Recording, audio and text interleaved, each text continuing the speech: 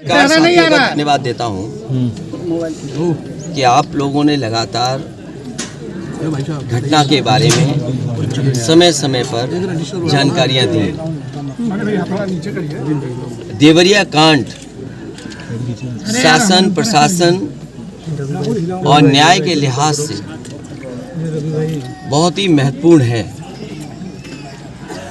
और जिस तरह की घटना हुई है हम सभी लोग मिलकर के उस घटना का निंदा करते हैं। ऐसी दर्दनाक घटना उत्तर प्रदेश में देखने को नहीं मिली।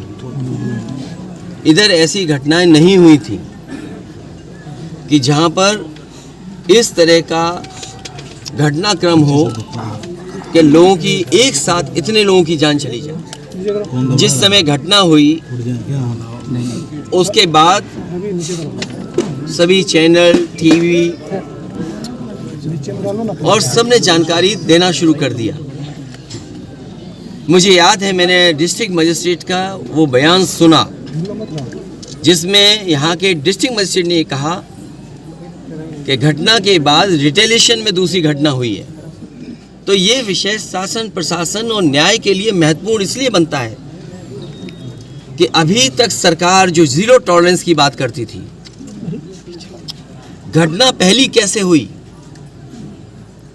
उसकी भी सच्चाई अभी तक सामने नहीं ला पाई। प्रेम यादव का मरना, उन्हें घर बुलाना, उसके बाद किसी धारदार हथियार से जान ले लेना, उसके बाद आसपास के क्षेत्र पे ये सूचना मिल जाना कि उनकी जान चली गई, लोग गए और उसके बाद ये घटना हुई। मैं मौके पे घटना में पहुंचा हूं, देखा है मैंने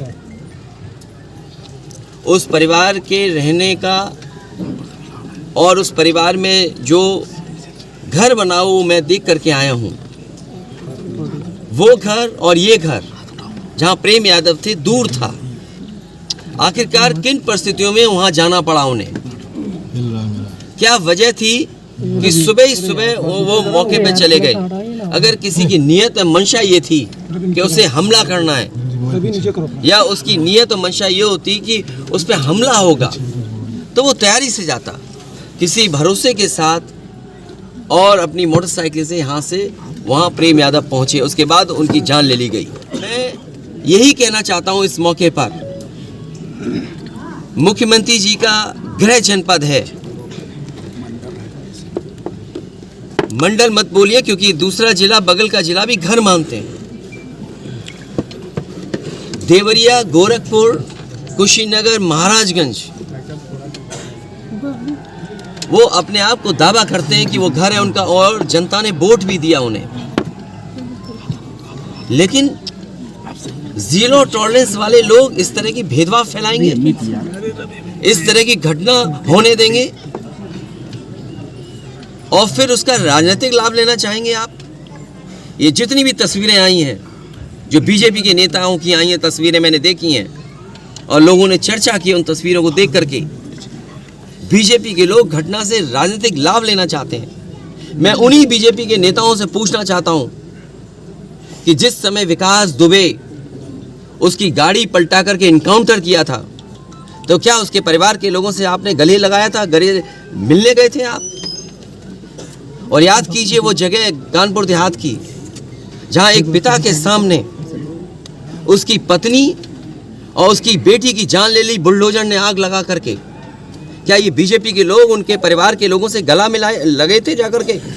और मुझे याद है जब उसका परिवार का बेटा डीएम आवास में धरना दे रहा था ठंड में, उसके पूरे कपड़े उतरवा करके पुलिस ने पीटा था, उसको मारा था।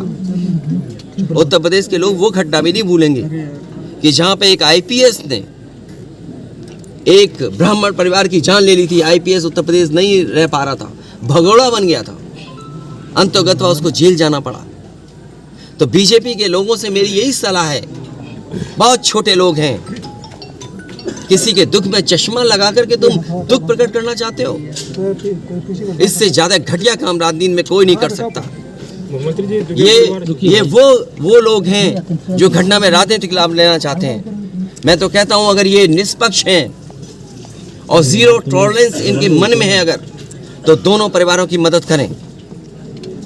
और भेदभाव नहीं होना चाहिए। आप बुलडोजर से इस घर को डराना चाहते हैं। सवाल घर का गिरने का नहीं है, सवाल आपकी नीयत का है। और आपने अपने फैसले में ये स्वीकार कर लिया है कि आपके अधिकारी गलत थे और गलत अधिकारियों नगर नहीं थे वो अधिकारी गलत, तो बताइए आपको 20 अधिकारियों को सस्पेंड करना पड़ा। जो अधिकारी यहाँ रह भी नहीं रहे, कभी नौकरी किए थे, आपने बड़े अधिकारी क्यों छोड़ दिए आपने? क्या उनकी जिम्मेदारी नहीं बनती? अगर आपको ये महसूस हो रहा था कि छोटे अधिकारियों के कारण ही ये ज़मीन इस तरह के विवाद बढ़ा है, तो आपने बड़े अधिकारियों को क्यों छोड़ दिया? आपकी जीरो टॉलरेंस की पॉलिसी कहाँ चली गई?